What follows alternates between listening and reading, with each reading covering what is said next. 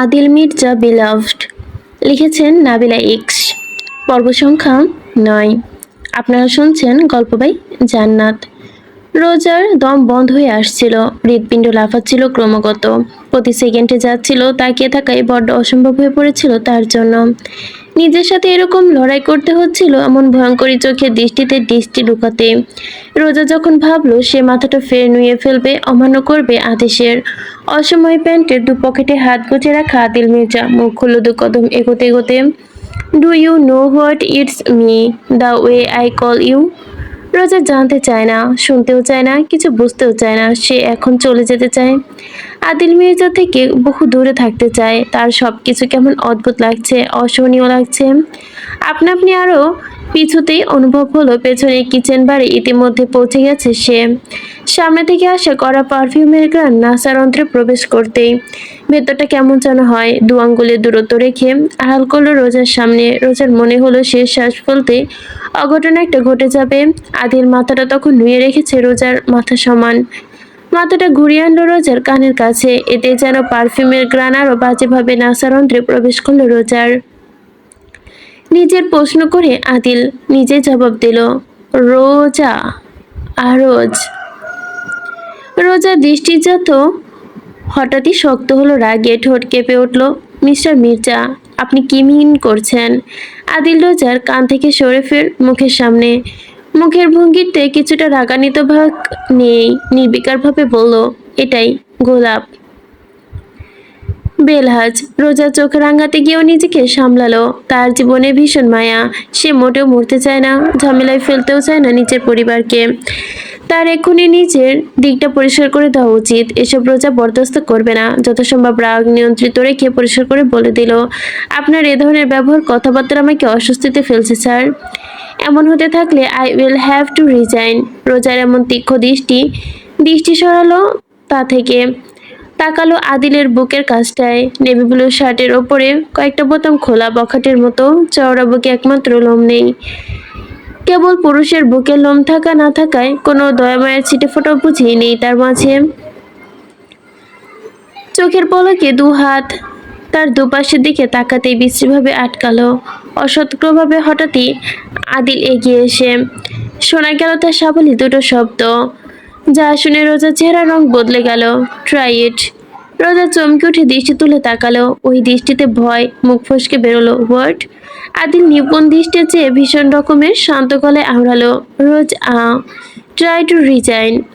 ভয়ে ভয়ে যেন কণ্ঠ বরফের মতো জমে গেল। চিৎকার করতে চাওয়ার একটি কথাই বেরোলো না। চেষ্টা কেন করবে সে? কাজ ছাড়া বার করার মতো কি ইচ্ছা আছে তার? কি বোঝাবে আর কি বা বোঝাতে চাইলো এই আদিল মির্জা? ড্যাড। এতক্ষণে গুরুগম্ভীর আদিল মির্জা, যার অস্তিত্ব কণ্ঠ চতুরতায় থমকে রেখেছিল, এই মুহূর্তে নিজের মেয়ের কণ্ঠে তার ভেতর আকস্মিক পরিবর্তন আসলো। পুকুরের জলের মতোই যেন পুরো অস্তিত্ব কোমল হতে লাগলো তার। সরে গেল রোজার কাছ থেকে, ঘুরে দু কদম এগিয়ে গিয়ে কোলে তুলে নিল সদ্য ঘুম ভাঙা মেয়েকে। হৃদি সরল চোখে তাকালো রোজার দিকে, আবার বাবার দিকে। রোজার হাত তখনও কাঁপছে তার হৃদস্পন্দন। সে শুধু ওইখানে দাঁড়িয়ে থাকলো, যেন মস্তিষ্ক কাজ করলো না অনেকক্ষণ। হৃদির ডাকে সম্বিত হইল যেন, আমার ক্ষুধা লেগেছে স্নো হোয়াইট। ডিনার হয়েছে? রোজা নিজেকে শান্ত করলো। হৃদিস মিষ্টি সরল কণ্ঠে কিছুটা স্বস্তি পেল। প্লেট সাজানো বাদবাকি কাজটুকু শেষ করে অ্যাপ্রন খুলতে খুলতে বলল, হয়েছে, আসো ডাইনিংয়ে। ভুলেও তাকালো না আদিল মির্জার দিকে, যার উপস্থিতি অস্বীকার ও করাও অসম্ভব প্রায়। হৃদি বারবার বাবার কোল থেকে নেমে ছোট ছোট কদমে ছুটে এলো। রোজা ওকে বসিয়ে দিল চেয়ারে। প্লেট এগিয়ে সামনে রাখতে মেয়েটা খেতে শুরু করলো দ্রুত। ভীষণ তৃপ্তি নিয়ে খাচ্ছে। রোজার মন তুলোর মতোই নরম। এই দৃশ্য যেন হঠাৎই আদিলের কণ্ঠ ভেসে এলো, does you taste that good? Hridi মুখ ভরে খাচ্ছিল, টিস্যু দিয়ে মুখ মুছে দিতে যাচ্ছিল রোজা। মুখ ভর্তি খাবার সহ লিভিং রুমের দিকে তাকিয়ে বলল, স্নো হোয়াইট খুব ভালো রাঁধে। Do you want take a bite daddy? Adil সোফায় পায়ের ওপর পা তুলে বসেছিল। শান্ত এক ফাঁকে এসে দাঁড়িয়েছে পেছনে, হাতে ট্যাব, কিছু একটা গুরুত্বপূর্ণ দেখাচ্ছে, তা দেখছিল আদিল। সেভাবেই বলল, আসো। হৃদি তখন নরম নামলো চেয়ার থেকে, জল জল চোখে তাকালো রোজার দিকে। রোজা বাধ্য কর্মচারীর মতো প্লেটটা হৃদির হাতের ওপরে দিল। মেয়েটা ছুটলো প্লেট ভর্তি খাবার নিয়ে।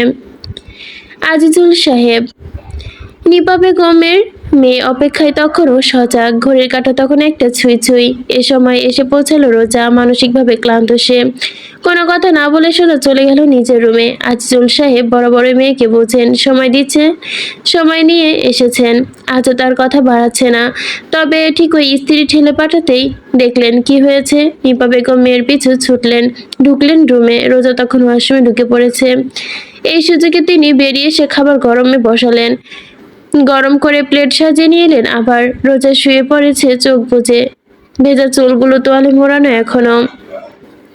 নিপা বেগম হালকা কেসে বললেন, কিছু হয়েছে? এত দেরি হলো যে? রোজা চোখ মেলে তাকালো সোজা মায়ের মুখের দিকে। সে কি খুলে বলবে, কি বলবে না, কি যেন কি হবে, কিছু ভেবে পাচ্ছে না। আদিল মির্জা তাকে কি বোঝাতে চাইলো, কোন সময়ের কথা বলা হলো? অমন শান্ত কণ্ঠে সে শাসালো তাকে। নিপা বেগম মেয়ের হতাশগ্রস্ত মুখ দেখেই হাত টেনে ওঠাতে ওঠাতে বললেন, খেয়ে নে। রোজার ক্ষুধা লেগেছে বেশ। এ সময় মায়ের হাতে চুপচাপ খেয়ে নিল। নিপা বেগম যখন বুঝলেন মেয়ে কিছু বলতে চাইছে না, আর জোরও করলেন না, মাথা ঠান্ডা হলে নিজে এসে বলবে। ঘুমাতে বলে তিনি চলে গেলেন। রোজা দরজা বন্ধ করে কোনো রকম ভেজা তোয়ালেটা চেয়ারের ওপর ফেলে ভেজা চুলসায় বিছানায় ঝাঁপিয়ে পড়লো, বালিশে মুখ গুজে চোখ বন্ধ করলো।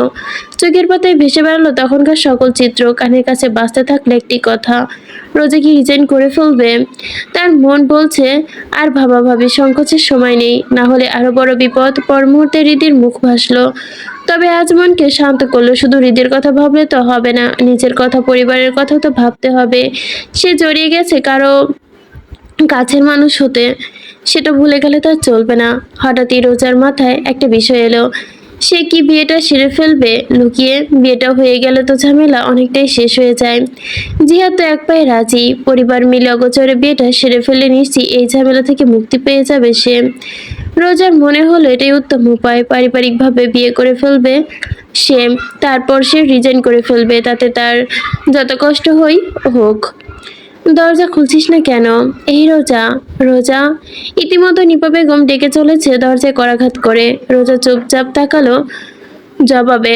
অনেকটা সময় পর আস্তে করে বলল, শরীর ভালো লাগছে না মা, ঘুমাবো। ওরা এলে বলে দিও আমি অসুস্থ, আজ যেতে পারবো না। নিপা বেগম চিন্তিত হলো তখনই। দরজা খোল, দেখি কি হলো এই মেয়ে। ঠিক আছে আমি মা, একটু ঘুমালে ভালো লাগবে, তুমি জানিয়ে দিও। নিপা বেগম কিছুক্ষণ ডাকাডাকি করে অবশেষে চলে গেলেন। স্বস্তির শ্বাস ফেল রোজা, চোখ বুঝলো ফের। সে ছুটি কাটানোর নাম করে আজ এই বিয়ের সম্পর্কে কথা বলবে জিহাদের সাথে। শান্ত ঘুমিয়েছিল তখনও, চোখ বুজে থেকে ক্রমশ বাজতে থাকা ফোনটা হাতড়ে রিসিভ করলো। কোনো রকম কানে ধুলো, পাশে ধ্রুবের সংকোচ কণ্ঠস্বর, মিস রোজা আসবে না, তিনি অসুস্থ। শান্তর গুরুদয়ের মাঝে ভাঁজ পড়লো কয়েকটা। ছোট ছোট চোখে তাকিয়ে সময় দেখতে চেয়ে আওড়ালো, রাতে তো দেখলাম সুস্থ সবল, বেশ কয়েক ঘন্টার মধ্যে অসুস্থ হলো কিভাবে? বলতে বলতে বেচারা হঠাৎ করে উঠে বসলো। মনে পড়লো গতকাল রাতের কাহিনী। বস কি কিছু বলেছে মিস রোজাকে? যখন শান্ত রোজাকে গাড়িতে তুলে দিচ্ছিল, রোজার অভিব্যক্তি মোটেও স্বাভাবিক দেখায়নি, কেমন যেন অদ্ভুত দেখিয়েছিল। তাদের মধ্যে কিছু একটা হয়েছে। ওপাশে ধ্রুব সন্দেহের গলায় বলল, সামথিং ইজ রং। আর মনে হচ্ছে মিস রোজা অসুস্থ। ওনার মা যখন অসুস্থতার কথা বলছিল তাকে গ্লিলটি দেখালো। শান্ত ইতিমধ্যে উঠে দাঁড়িয়েছে, কোনো প্রকার প্যান্ট পরতে পরতে বিড়বিড় করে, আবারও ওই বলটাকে লুকিয়ে টুকিয়ে বিয়ে করে ফেলবে নাকি ভাই? মাথা থেকে পা পর্যন্ত ছ্যাঁতরা একটা বলদ। স্কুলে যেই মানুষ ফার্স্ট বেঞ্চার হয় না, ঠিক অমনই, সারাদিনে নাকের ওপর চশমা ঠেলে রাখে, জীবন শেষ। মিস রোজার মতো কারো জীবন আমি আর যাই হোক মদন জুটাইয়ে দিতে পারি না। ধ্রুব তখন বিরক্ত, গাড়িতে উঠে বসেছে। তাদের গাড়ি আপাতত তালুকদার বাড়ি থেকে একটু দূরে, যেন নজরে না পড়ে। চোখে মুখে কুঁচকে ফেলে, তুই কি ম্যাচ মেকার? তুই বলবি কার সাথে কাকে মানায় আর কাকে মানায় না। আমি হচ্ছি সাধারণ দর্শক, আমার পুরোপুরি রাইটস আছে মতামত দেবার। আর আমার মতামত হচ্ছে মিস রোজা বাঘিনী, আর তার প্রয়োজন সিংহ। ধ্রুব ছিটে মাথা এলিয়ে দিয়েছে, চোখ বুজে বলল, বা তো বল তোর কাছে কোন সিংহ আছে? মিস রোজার জন্য ঠোঁট টিপে হাসলো শান্ত। শার্ট পরতে পরতে বলল, আমাদের বস আদিল মির্জা। ধ্রুব চিৎকার করে উঠলো পাশে, আর ইউ ক্রেজি শান্ত, বস জানলে তোকে? শান্ত আর জোরালো হাসলো, হাসতে হাসতে বলল, you guys are so innocent, কিছু ধরতে পারছিস না এদিকে? বস অলরেডি প্রে বুঝে নে, এখন শুধু স্বীকার করা বাকি। পরপর শক্ত কণ্ঠে আদেশ করলো, ওখানেই থাক, ফিরিস না, আগে বসকে জানাই। এলেন দাঁড়িয়ে আছে আদিল মির্জা রুমের সামনে, নিপুণভাবে খেয়াল করছে, বোঝা যায় তাকে গভীরভাবে মুখের উজ্জ্বলতা। গতকাল দ্রুত ফিরে পেশে এক ঘুম দিয়েছিল, সারা রাত ঘুমিয়েছে। ঘুম ভালো হলে মেজাজ ভালো থাকে। তাড়াহুড়ো করে এসে দাঁড়িয়েছে সে, কনুই দিয়ে পেট গুঁতো দিতেই ফুরফুরে মেজাজে জিজ্ঞাসা করলো, বস উঠেছে? এলেন সতর্ক হলো, শান্তের দিকে তাকিয়ে শান্ত বিচলিত চোখে মুখে ডানে ভুরু উঁচা করলো। ধ্রুব এখনো ফেরেনি? কি ব্যাপার, মিস রোজা কোথায়? সন্দিগ্ধ কণ্ঠের প্রশ্ন তার। শান্ত জবাব দেওয়ার প্রয়োজন বোধ করলো না, দরজায় নক করলো। দুটো শব্দের বিপরীতে ভেতর থেকে আদিলের কণ্ঠ শোনা গেল। শান্ত প্রবেশ করলো দরজা ঠেলে। আদিল ফলমার গেটাপে আবৃত হয়ে বসে আছে সোফায়, তার পাশে শার্টের ওপরের পরার ভেস আর কোট রাখা, হাতে ব্যবসার অর্থনৈতিক ম্যাগাজিন। পৃষ্ঠা উল্টিয়ে বেশ মনোযোগী তা দেখছিল। কি? আদিলের প্রশ্ন আর একটু একটু হলেও শান্ত সামনাসামনি বলবে বলে হঠাৎই বেহিসাবিভাবে চোখ গেল টেবিলের ওপর। শ্বাস আটকে এলো মুহূর্তেই, জমে গেল সে। মুখটা হা হয়ে তাকালো নির্বিকার বস্তের দিকে, আরেকবার টেবিলের ওপর রাখা ট্যাবলেটের দিকে। ট্যাবলেট এখনো গত বছরের লাইভের একাংশ চলছে। রিদির রুমের। মিস রোজা রিদিকে নিয়ে বসে আছে সোফায়। রিদি ঘুমিয়ে থাকে তার বুকে, আর রোজা বই পড়ছে। টেবিলের পাশে একটা বায়োডাটার ফাইল অবহেলায় পড়ে আছে, ফাইলে পড়ে মিস রোজার ছবি। শান্ত বড় করে ঢোক গেল, পরমুহূর্তে নিজেকে নির্বিকার করার সামান্য চেষ্টা করলো। কি বলবে সে আর? মনে হচ্ছে তার বস সব জানেন ইতিমধ্যে। তার মনে কি দাঁড়াচ্ছে, বস মিস রোজাকে সিসিটিভি দিয়ে এতক্ষণ দেখছিলেন। শান্তর গলার ভেতরে শুকিয়ে এলো, পার্সোনাল বডিগার্ড হয়েও কেন আজ করতে পারলো না তারা? শান্ত কথা বলতে গিয়েও সামান্য তোতলালো, বস মিস রোজা আসবে না। আদিল তাকালো না ম্যাগাজিন থেকে, জবাবে নাক মুখ শব্দ করেই শুধু। শান্তর মাথায় মনে হলো বড় একটা বাজ পড়লো। সে যে এমন কঠোর পরিশ্রম করে গেল বসের ডেটিং লাইফ বানাতে, এদিকে উস্কো বেফসে কী সব বলে ফেলছে না জানি। বস মিস রোজা মনে হয় ওই বলদটাকে বিয়ে করে ফেলতে পারে। আদিল ম্যাগাজিন থেকে দৃষ্টি সরিয়ে তাকালো শান্তের দিকে। স্বাভাবিক চোখে তাকিয়ে শান্ত পিঠ বেয়ে যেন শিহরণ বয়ে গেল। কথা ঘুরিয়ে ফেললো, না মানে বিয়ে খেতে কি যাওয়া উচিত না, নাকি কিছু কিনবো না? আদিল আবার ম্যাগাজিনে দৃষ্টি রাখলো, পৃষ্ঠা উল্টাতে উল্টাতে বলল, গতকাল একটা ডোজ খেয়েছে, রাতারাতি কি বিয়ে করে ফেলার মতো সিদ্ধান্ত নেওয়াটা স্বাভাবিক? ডোজ? কেমন ডোজ বস? শান্ত মাথায় নানান দৃশ্য ভাসলো। দুষ্টু ভাবনায় অশ্লীল পর্যায়ে যেতেও দিল না যেন। এলেন গলাটা খানিক পরিষ্কার করে নিল, বেচারা বিচক্ষণ স্তব্ধ থেকে শান্ত পেছনে এ যাত্রায় স্বাভাবিক হয়ে বলল, বস তুলে নিয়ে আসবো? শান্তর মুখটা হা হয়ে এলো, মাথাটা ঘুরিয়ে তাকালো গিটগিটির মতো দ্রুত রং পাল্টানো এলেনের দিকে। এই না, তাকে বকলো, চোখ রাঙালো, বসকে সে উস্কে দিচ্ছে বলে, আর এখন সেই কিনা জলঘোলা করতে এসেছে। কত বড় বাটপার! এলেন ভ্রুক্ষেপ করলো না, নিচের মতো দাঁড়িয়ে আছে আদেশের অপেক্ষায়। তখনই মৃদু শব্দ তুলে প্রবেশ করলো রিদি। ঘুম থেকে উঠে এখনো ফ্রেশ হয়নি, শরীরে তখনও কার্টুনের নাইট স্যুট, চুলগুলো এলোমেলো, হাতে লম্বা পাতলা চিকন বিড়ালের পুতুলটা বাম হাত দিয়ে পেটের সাথে জড়িয়ে রাখা। পুতুল বিড়ালের লম্বা পা জোড়া মেঝেতে স্পর্শ করেছে। চোখগুলো কেমন অসহায় ওর। ড্যাডি, স্নো হোয়াইট এখনো আসেনি কেন? আদিল তক্ষুনি তাকালো, ম্যাগাজিন পাশে রেখে দুহাতে বাড়িয়ে রিদির বাবার কোলে চড়ে বসলো। কাঁদো কাঁদো মুখে প্রশ্নটা করলো, সবসময় স্নো হোয়াইট এসে তোমার ঘুম ভাঙায়, আমার ঘুম ভাঙায়। Where is she dad? Ridi আঙ্গুল তুলে এলেন শান্তকে দেখালো, tell them to bring her to me. Adil মেয়ের ধূসরাঙা চোখের দিকে তাকালো, নিজের কার্বন কপি মুখটার দিকে তাকাতে শান্ত হৃদয়ে যেন বাতাসে দোল দিল। হৃদি কেঁদে দেবে দেবে ভাব। মেয়ের এলোমেলো চুলগুলো গুছিয়ে গাল ছুঁয়ে দিয়ে আস্তে করে প্রশ্ন করলো, do you like her that much? হৃদয় অসন্তোষ হলো না যেন। Like I love her daddy. Adil গম্ভীর মুখে হালকা নম্রতা নেমে এলো। What about you, Snow White? সে তোমাকে কতটা ভালোবাসে? ভালোবাসে তো ভীষণ। স্নো হোয়াইট বলেছে সে কল্পনা করতে পারে না আমাকে ছাড়া থাকার কথা। She loves me all right. Adil সম্মতই হয় এ কথায়। তার চোখে ভাসে সেদিনকার দৃশ্য। নিজের জীবনের ঝুঁকি রেখে রিদিকে আগলে রাখা, বন্দুক হাতে তুলে নিতেও দ্বিধা না করা, গুলি ছুটতে দেওয়া সব। যাও মিস মরিয়ম, তোমাকে রেডি করে দেবে। And then you will go out. You like to go shopping with daddy? হৃদয় আনন্দে উচ্ছ্বাসে হাসতে লাগলো। দু হাতে বাবার গলায় জড়িয়ে ধরে মাথা দোলালো। মিসেস মরিয়ম এসে দাঁড়িয়ে দুয়ারের সামনে। আদিল মেয়ের মাথায় ঠোঁট ছুঁয়ে নামিয়ে দিল মেঝেতে। হৃদয় লাফাতে লাফাতে চলে গেল মিসেস মরিয়মের হাত ধরে। মেয়ে দৃষ্টির বাহিরে যেতে কেমন আদিলের মুখটা গম্ভীর হলো। শান্ত আর চোখে দেখলো তা। চুপচাপ বসে আদেশের উপেক্ষা করা ছাড়া যেন তাদের কিছু ছিল না। আদিল অনেকটা সময় নিয়ে পরে মুখ খুলল। চোখ রাখতেই বলল, শুধু কিছু করতে হবে না। শান্ত ঝটফট করলো, হাঁসফাঁস করতে করতে বারে বারে আরে আরে টেবিলের দিকে তাকাচ্ছে, একবার ওই ট্যাবলেটের ওপর।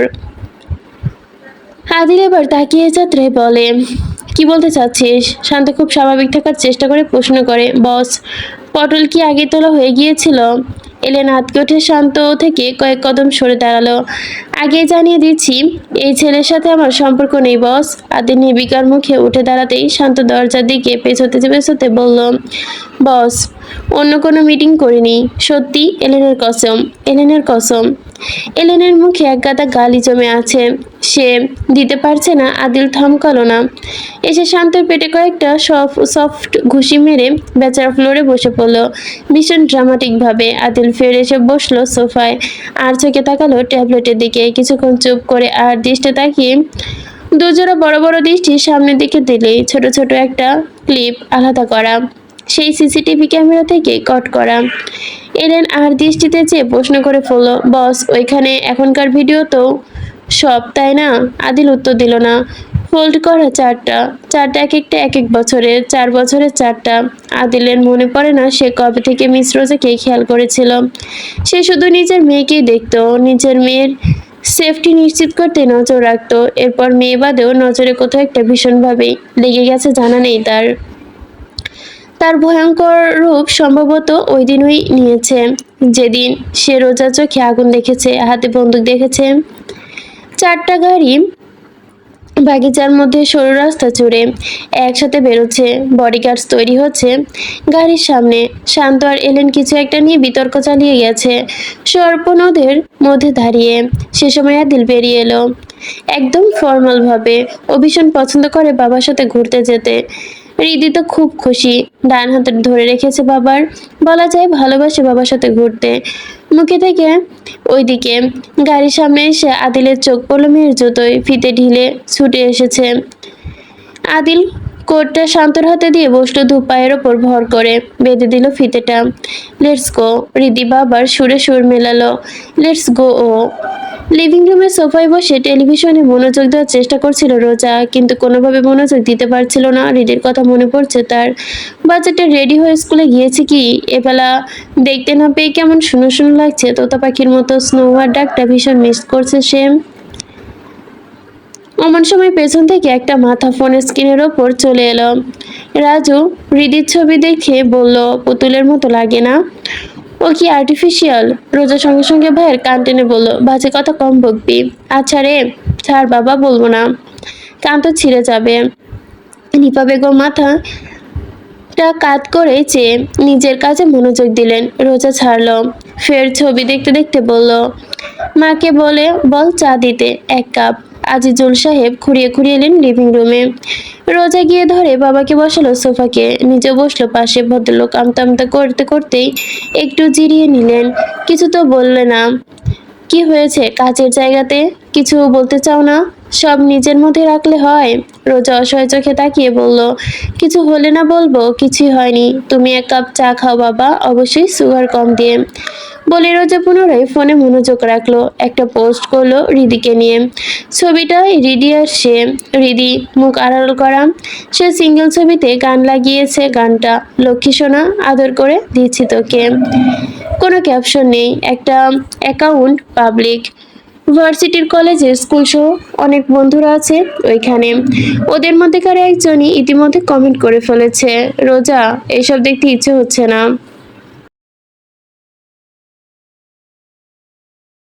সে গানটা শুনে ইমোশনাল হয়ে যাচ্ছে। হঠাৎই চোখে গেল আশ্চর্য এক নামে। এইমাত্র অ্যাকাউন্টে তার পোস্টে রিয়েক্ট করেছে, নাম আদিল মির্জা। রোজার হাত থেকে ফোনটা পড়তে গিয়েও পড়েনি। সে দ্রুত ওই নামের অ্যাকাউন্টটি খুলল। দেয়ার ইজ নাথিং, ফাঁকা অ্যাকাউন্ট, প্রোফাইল নেই, কভার নেই, পোস্ট নেই। কে এটা? কিছুক্ষণের জন্য বিচলিত হলো সে। আদিল মির্জা হবে কেন? আবার হতেও তো পারে। আদিল মির্জা হবে কেন? আবার হতেও তো পারে। রোজা দ্বিধায় বড্ড। চিন্তার মধ্যে কল এলো জিহাদের। রোজা দ্রুত রিসিভ করলো। বলল, কোথায় তুমি? তোমাকে পাওয়া যাচ্ছে না কেন? বাসায় আসো, বিকালের দিকে আন্টি আঙ্কেলকে নিয়ে জরুরি কথা আছে। How about this one sir? Sales ওম্যানের হাতে একজোড়া গোলাপি রঙের জুতো, স্টোনের কাজ করা অল্প, ভীষণ সুন্দর দেখাতে। আদিল বসেছিল সোফায়, ফোন হাতে। ফিল্ডে রোজার পোস্ট, তার পাশে হৃদি। এক যাত্রা আদিল তাকালো পাশে বসা মেয়ের দিকে। হৃদি চেয়ে আছে বাবার দিকে, চোখ দুটো প্রশ্ন করছে, বাবা জুতো জোড়া সুন্দর, নিব? ভালো লাগছে? হৃদি মাথা দোলাতেই জুতো জোড়া প্যাক করে দিতেই হৃদি সোফা থেকে নেমে ঘুরে ছোট ছোট পায়ে কিছুক্ষণ আনন্দ করছে। এটা দেখছে ওটা দেখছে। শান্ত ইতিমধ্যে ক্যাশিয়ার কার্ড দিয়ে পেমেন্ট করতে ব্যস্ত। টোটাল 12টা ব্যাগ হাতে তার। আদিল মেয়ের হাত ধরে স্টোর থেকে বেরিয়ে এলো, পাশেটাই ঢুকলো।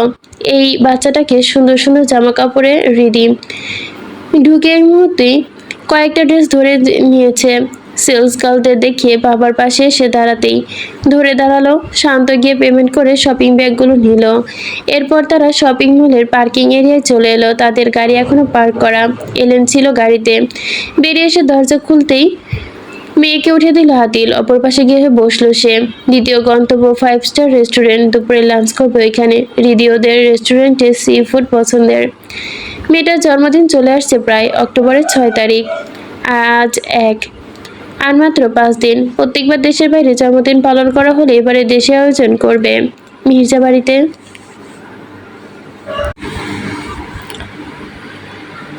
জিহাদ যখন এলো তখন তার চোখ দুটো ঘুমে ঘুম ভাব। সাথে নিজের বাবা মাকে সে আনেনি, একা এসেছে কোনো রকম। রোজা লিভিং রুমে বসেছিল। আজ সারাদিন এখানে বসে কাটিয়েছে টেলিভিশনের সামনে। দুপুরে লাঞ্চ শেষ করে কিছুক্ষণের জন্য অবশ্য ছাদে উঠেছিল। বেশ কিছুক্ষণ থাকতে পারেনি গরমের তোটে। আপাতত নিপা বেগমের ভেজে দেওয়া চিপস খাচ্ছে আর মুভি দেখছে। পাশে রাজু বসা। জিহাদকে দেখে রোজা দ্রুত উঠে দাঁড়ালো। এতে রাজুর মাথাটা গিয়ে পড়লো সোফায়। নরম হওয়াতে বেচারা ব্যথা পায়নি তেমন। অসন্তুষ্ট হয়ে উঠে বসলো। রোজার পরনে তখনও রাতে পাজামা সেট, একটা পাতলা ওড়না কোনো রকম গলায় ঝুলিয়ে রাখা। জিয়া তাড়াহুড়ো করে বলল, কি হয়েছে? এমনভাবে বললে আমি ভাবলাম তুমি অসুস্থ কিনা। আজিজুল সাহেব মেয়ের কর্মকাণ্ডে দিশেহারা বটে। জিজ্ঞাসা করার পরেও কিছু বলেনি। গতকাল থেকে মেয়ের উদ্ভট আচরণ দেখে যাচ্ছে শুধু। জিহাদের দিকে চেয়ে বললেন, আসো বসো। জিহাদ দ্রুত সালাম জানালো। এসে বসলো আজিজুল সাহেবের পাশে। নিপা বেগম আগে চা বসিয়ে রেখেছিল। এবারে ট্রেতে সাজিয়ে নিয়ে আসে চা, বিস্কুট আরও 1 গ্লাস পানি। জিহাদ সাহেব সবে মুখে দিয়েছে 1 ঢোক পানি। তার গলায় তখনই রোজা শান্ত গলায় বলল, আন্টি আঙ্কেলকে আসতে বলো, আমরা আজই বিয়ে করব। জিহাদ কেসে উঠল, সম্মান তালে কাশলো রোজার বাবাও। রোজা চিন্তিত হয়ে এগিয়ে এসে পিঠ চাপড়ে দিয়ে আহড়ালো, কি হলো? অতিমাত্রায় খুশি হয়ে গেছো নাকি? নিজেকে শান্ত করে জিহাদ বড় বড় চোখে তাকালো। রোজার চোখগুলো যেন কিছু বলছে। ঘন ঘন পলক ফেলে বিশাল এক ঢোক গেল। তোতলালো সামান্য। বিয়ে আজকে? রোজা দীর্ঘশ্বাস ফেলে গিয়ে বসলো পূর্বের জায়গায়। একটু চেপে সুরে বলল, আমারও তো আয়োজন হই হুল্লোড় করে বিয়ে করার ইচ্ছে নেই, আর না আছে অমন বয়স। ভাবছি পারিবারিকভাবেই করে নিই আজই, কিন্তু কোনো কেনাকাটার প্রয়োজন হলেও করা যাবে, সময় আছে। যে তখনও হতবিম্বল, চোয়াল ঝুলে আছে বেচারার। কাচুমাচু প্রশ্ন করলো, তোর গায়ে কি জ্বর রোজা? আবল তাবল বকছি সেই জন্য? রোজা অপমান বোধ করলো। সে প্রত্যাশা করেছিল জিহাদ আনন্দে লাফাবে। ছেলেটাকে তো একবারও হাত ছুঁয়ে পেছনের দিকে পড়েছিল বিয়ে করার জন্য। সেই তাদের অনার্স শেষ হওয়ার পর থেকে কতবার যে সে মনোনয়নের চেষ্টা করেছিল, কিন্তু হয়নি। বন্ধুত্ব দিয়ে শত চেষ্টাও করেছিল, কিন্তু রোজা ছিল বাবা মায়ের বড় সন্তান। ছোটবেলা থেকে নিজেকে সবসময় গণ্ডিতেই রেখেছিল, অযথা কোনো সম্পর্কে জড়ায়নি। সবসময় পড়াশোনার উপরেই পড়েছিল। তার স্বপ্ন একটাই ছিল, পড়াশোনা শেষ করে বড় চাকরি করা, বাবা মায়ের দায়িত্ব নেওয়া, ছোট ভাইকে মানুষের মতো মানুষ করবে। কাঁধে সে ছিল তাদের দায়িত্ব। বিয়ে সংসার করার মতো অবস্থা ছিল না তার, মানসিকতা কোনোটাই পায়নি। কয়েক বছরের সম্পর্কে প্রত্যেককে অন্তত 6বার বিয়ে করে ফেলতে চেয়েছে ছেলেটা। তাই জিহাদের এমন প্রতিক্রিয়ায় বিচলিত হলেও পাত্তা দিল না রোজা। তুই তো করে জিজ্ঞাসা করছি। I don't like it. জিহাদের কথায় মনোযোগ দিতে পারল না, দ্রুত বলল, কি হয়েছে? হঠাৎ এমন সিদ্ধান্ত? কিছুতেই তো রাজি হচ্ছিলে না, হঠাৎ কাজটা কি করে ছাড়ছ? দেয়নি তবে ছেড়ে দিব বিয়ের পর। বিয়েটা আজই করতে হবে, আজ রাতের ভেতর। আন্টি আঙ্কেলকে ফোন দাও এক্ষুনি। জিহাদ কিছুক্ষণ চুপ থাকলো, রোজার উত্তরের আশায় চেয়ে। কি হলো, কিছু বলো। জিহাদ চোখে চশমা সামান্য ঠেলে নাকের ডগায় বলল, বাবা মা গ্রামের বাড়িতে গেছে গতকাল। তাছাড়া বিয়ে কি সম্ভব তাদের ছাড়া? রোজা আরাম করে বসেছিল, তার ধারণাই ছিল আজ বিয়েটা হবেই। কারো আপত্তি থাকার কথা ছিল না, কোনোভাবে সে বাধা আসতে দিতে পারে না, তার কল্পনাও আসেনি। তার উত্তরে স্প্রের মতোই যেন লাফিয়ে ওঠে চেঁচালো, হোয়াট দ্যাট? আজিজুল সাহেব মেয়ের এমন প্রতিক্রিয়া আশ্চর্য হয়ে গেলেন। হতবাক নিপা বেগম। অথচ দুটো এর একটা প্রতিক্রিয়ায় জিহাদের মুখে দেখা গেল না। দিমধারাম হঠাৎ অসুস্থ হয়ে পড়ল, ওকে নিয়ে গ্রামে গিয়েছে। রিধিমার অবস্থা নাকি ভালো না। রোজা কিছুক্ষণ চুপ থেকে নিজেকে শান্ত করতে চাইলো, কিন্তু পারল না। ভয় সংকোচে বুকটা যেন কেমন চেপে আসছে তার। অসুস্থ হয়েছে তো হাসপাতালে নিবে, এমন এক গ্রামে নেবে কেন? ওইখানে কোনো চিকিৎসা নেই? জিহাদ স্বাভাবিক গলায় বোঝানো সুরে বলল, ডাক্তার দেখানো হয়েছে, মানসিকভাবে একটু দুর্বল। যেহেতু রিধিমার জন্ম এই গ্রামে, তো ও খুব অ্যাটাচ করো এখানে। গ্রামের আবহাওয়ায় দ্রুত সুস্থ হবে। রোজা তো একটু বিরক্ত, মেজাজ খারাপ হচ্ছে তার। আজিজুর সাহেব হঠাৎই প্রশ্ন করলেন যেন, মনে করতে পারলেন না রিধিমাটাকে। রোজা গিয়ে বসলো নিজ জায়গায়, অসন্তুষ্ট হলো, বাবার প্রশ্নের জবাব দিল। ওর খালাতো বোন মনে নেই? শ্যামলা করে মিষ্টি চেহারার মেয়েটা একবার এসেছিল যে, তোমাকে ডাকলো আজি চাচ্চু। আজল সাহেবের মনে পড়লো, একদম পাতলা গড়নের মায়াবতী একটি মেয়ে, ঘন কালো চুল, বেনুনি গাঁথা ছিল, সুন্দর দেখতে। কত যেন ছিল বয়সটা, 22-23 হবে হয়তো। ও কি তোমাদের বাড়ি থাকে? রোজ এবার জিহাদের হয়ে উত্তর দিল, তোমার তো বলাই হয়নি বাবা, ওর খালা মারা গিয়েছে গত বছর। রিধিমাকে রাখার মতো কেউ ছিল না, ওর বাবা তো ছোটবেলা থেকেই নেই, তাই ওদের বাসাতেই থাকতো। আন্টি টেক কেয়ার করতো। জানোই তো জিহাদ তাদের একমাত্র সন্তান, আন্টির বয়স হচ্ছে, তাই দেখার জন্য আর কাউকে প্রয়োজন ছিলই তো। আজিজুল সাহেব বিড়বিড় করলেন, তা ঠিক, তবে এত বড় মেয়েকে এখানে রাখছো কেন বাবা? বিয়ে শাদী দেবার জন্য ভালো ছেলে খুঁজছো? পড়াশোনা তো মনে হয় করেনি। জিহাদের গলাটা পরিষ্কার করে নিল, না আঙ্কেল, পড়াশোনা করেনি, 8ম শ্রেণী পর্যন্ত। ছেলে এবার মনে হয় বাবা মা দেখবে ওইখানে। নিপা বেগম অসন্তুষ্ট হলেন, বললেন, ওইখানে ছেলে কেন? ঢাকাতে ভালো ঘরের ছেলে দেখতাম, কয়েকবার খোঁজ করলে একটা ভালো সম্বন্ধ অবশ্যই পেতাম। রোজা মনে করার চেষ্টা করলো রিধিমার চেহারাটা। গত বছর সে দেখেছিল মেয়েটাকে, এরপর আর দেখা হয়নি তার সাথে। আচ্ছা, অত ভেবে কাজ নেই। আঙ্কেল আন্টি রিধিমা ওরা ফিরুক, 2 দিন না হয় অপেক্ষা করি। তবে আমি আজই কল করে বলে দিব। কি বলো? তুমি এক কাজ করো, তুমি কল করো, যত দ্রুত সম্ভব ফিরতে বলো, বুঝিয়ে বইলো। বিয়ে করাটা ভীষণ ইমার্জেন্সি হয়ে গেছে, বুঝলে কি বলছি? জিহাদ হাসলো, আর হলো বুঝেছি। নিপা বেগম হেসে বললেন, খেয়েছো দুপুরে? আসো ভাত খেয়ে নাও, পরে চা খেয়েও। জিহাদ খায়নি, তাই উঠে গিয়ে বসলো ডাইনিংয়ে। রোজা উঠে দাঁড়ালো, সারাদিনের চিন্তাভাবনা এক ক্লান্ত বিধ্বস্ত সে। আগামীকাল কাজে যেতে হবে সকাল সকাল। 2 দিন ধরে ভালো ঘুম হয়নি, আজ লম্বা ঘুম দিতে হবে। আগত নিজের রুমে বিছানার দিকে যেতে যেতে বলল, আমি ক্লান্ত, ঘুমাতে গেলাম। স্বেচ্ছায় উঠলে তো উঠলাম ওই রাতে, আর না উঠলে আমাকে কেউ ডাকবে না, খাবারের অজুহাতেও না। জায়গাটা নিরিবিলি, বাতাস বইছে মৃদু, অদ্ভুত সব প্রাণীদের আওয়াজ ভেসে আসছে। আকাশের পূর্ণ চাঁদ, চাঁদটি ঠিক ধ্রুবের ওপর। সে দাঁড়িয়ে আছে গাড়িতে হেলান দিয়ে। ইনস্টাগ্রাম কল করছিল আনমোনা। শান্ত তখন কল করলো। ফোন রিসিভ করে আলমোড়া ভেঙে ধ্রুব জানালো বলদটা এসেছিল, এসে আবার ঘন্টাখানেকের মধ্যে ফিরে গেছে। মিস রোজা রুমের লাইট অফ, সম্ভবত ঘুমাচ্ছেন। এইমাত্র সারা বাড়ির লাইট অফ হলো। শান্ত জেনারেশনের স্বভাব নি- শান্ত জোরো সরে নিঃশ্বাস নিচ্ছিল। মাত্র এলেনের সাথে যুদ্ধ করেছে, ছেলেটার হারানো যায় না কুস্তিতে। মির্জাবাড়ি গার্ডেনের সকল লাইট তখনও জ্বলছিল। তিতান আর ধোয়া ঘাসের ওপর বসে। দারোয়ান চাচা মিলে দুজন লুডো খেলছে দরজার কাছটায়। হাসাহাসি করছে। শান্ত অতস্ফুত গলায় বলল, এক্সিলেন্ট, তুই দাঁড়া, আমি বসকে জানাচ্ছি। এলেন হাত দুটো ধুয়ে মুখ ধুয়ে সদর দরজার সামনে দাঁড়িয়েছে মাত্র। শান্ত হাওয়ার গতিতে তাকে ঠেলে ঢুকলো ভেতরে। আদিল মির্জা দিভানে বসে, ডান হাতে ফাইল, পাশে ল্যাপটপ খোলা। ল্যাপটপের পাশে হৃদির হোমওয়ার্ক খাতা। হোমওয়ার্ক করছিল তার পায়ের কাছে শুয়ে শুয়ে। আদিল কোলে নিতে চাইলেও কোলে আসেনি, অভিমান করেছে। কেন মিস রোজা আজ আসেনি বাড়িতে? আপাতত হৃদির মাথাটা তার উড়ুতে। কিছুক্ষণ আগে চোখ বুঝেছে মেয়েটা, আজ সারাদিন জ্বালিয়েছে। কিছুক্ষণ পর পরে জিজ্ঞেস করেছে মিস রোজার কথা। এত এত কাজ, সবাই পেন্টিং রাখা আপাতত। শান্ত কাছে সে ধীরল গলায় সবকিছু জানালো। এতে পরিবর্তন দেখা দিল না আদিলের চোখে মুখে। সে শুধু নাক মুখে শব্দ করলো, যেন সে জানতে এমনটাই হবে। বস, মিস রোজা বিয়ে করতে চাইলে ওই বলদ করবে না কেন? কোনো কাহিনী কি আছে? আদিল ফাইলে চোখ রেখে জবাব দিল, কিভাবে শিওর হলি? না মানে একটু শিওর যে মিস রোজা আজ পারিবারিকভাবে বিয়েটা সারতে চেয়েছিল। যতটুকু জানতাম ওই বলদ মিস রোজাকে বিয়েকে মুখিয়েছিল। তাহলে যেহেতু আজ বিয়েটা হয়নি, তার মানে কাহিনী তো একটা হয়েছে। এলেন এসে দাঁড়িয়েছে পেছনে। এ যাত্রা নির্বিকারভাবে। আগামীকাল গিয়ে সে কি কোনোভাবে ও বাসায় সিসিটিভি লাগিয়ে আসবে?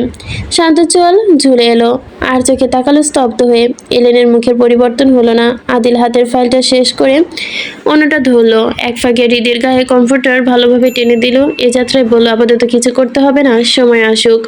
সময়? কোন সময়? কিসের সময়? বস, আপনার মনে অশান্ত হলেও ওপরে শান্ত স্বাভাবিক। ও সময় ফোন বাজলো আদিলের। টি টেবিলের ওপরে রাখা ফোনের স্ক্রিনে কল করেছে আদিল মির্জার ম্যানেজার আনোয়ার খন্দকার। আদিল সময় নিয়ে ফোন তুলে নিল, কল রিসিভ করে কানে ধরলো। ওপাশ থেকে কি বলল শান্তর জানা নেই, শুধু শুনলো আদিলের আদেশে, just tell me to follow. কিছু করার প্রয়োজন নেই, আপডেট উইথ প্রুফ। মেডিকেল চেক আপের রিপোর্ট এসেছে। শান্ত কি একটু আগে গিয়ে শুনবে ওপাশে বুড়োটা কি বলছে, কিসের রিপোর্ট, কাকে ফলো করাচ্ছে? পার্সোনাল বডিগার্ড হয়ে কী লাভ হচ্ছে যদি এমন রসালো খবর না জানতে পারে? তার বসটা কি করছে কে জানে। তার ভাবনার মধ্যে আদিল বলল, অথেন্টিক রিপোর্ট চাই, ডক্টর স্টেটমেন্ট সহ। ফজরের আজান পড়েছে বাইরে। বাইরেটা ঘুটঘুটে অন্ধকার। তখনও হৃদির ঘুম ভেঙে গেছে। অস্থির লাগছে দেখে, হয়তো ঘুম ভাঙছে বারবার। আর সময়ও যেন আর যাচ্ছে না। তার স্নো হোয়াইটের আসতে কত দেরি। আজ যদি না আসে, হৃদির বাচ্চা মন টানচান করছে। সে ছটফট করছে, পায়ে বিড়বিড় করছে। গ্রাউন্ড ফ্লোরে ঝাড়বাতির রং পরিবর্তন করা। একটা হলদে মৃদু আলো পুরপুর করে চলছে একটু আধারে। হৃদু তার বিড়াল পুতুলটাকে চড়িয়ে সিঁড়ি বেয়ে নামতেই এসে দাঁড়ালো দুয়ারের দিকে। দুয়ারের বডিগার্ড দাঁড়িয়ে আছে দুজন। হৃদি মিষ্টি করে বলল, গুড মর্নিং। বডিগার্ড দুটো, একটার নাম ক্লান্ত। ক্লান্ত তার আসল নাম নয়, তার ভালো নাম আছে। এই নামটা দিয়েছে আদিল মির্জা কারণ ক্লান্ত কখনো ক্লান্ত হয় না, সবসময় ফাইটিং মোডে থাকে। গম্ভীর হাসি আসে না ক্লান্তর।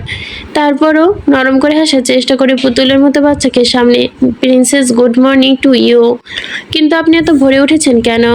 হৃদি বাইরে দেখতে চেয়ে প্রশ্ন করলো। বডিগার্ড আঙ্কেল, ধ্রুব আঙ্কেল কি গিয়েছে আমার স্নো হোয়াইটকে আনতে? আমি এখনই জেনে আসছি।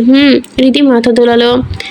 ক্লান্ত গিয়ে খোঁজ নিয়ে ফিরে এসে জানালো শীঘ্রই চলে আসবে। হৃদি এসে বসলো সোফায়, টেলিভিশন চালো, পা দুলিয়ে কিছুক্ষণ টেলিভিশনের দিকে চেয়ে আবারও কিছুক্ষণ দুয়ারের দিকে। আধ ঘন্টা খানেক পর গাড়ির শব্দ শোনা গেল। হৃদি দ্রুত নামলো সোফা থেকে। তক্ষুনি দেখলো রোজা দ্রুত কদমে ঢুকছে। মুহূর্তে চিৎকার করে ডেকে উঠল, মেয়েটা। Snow white.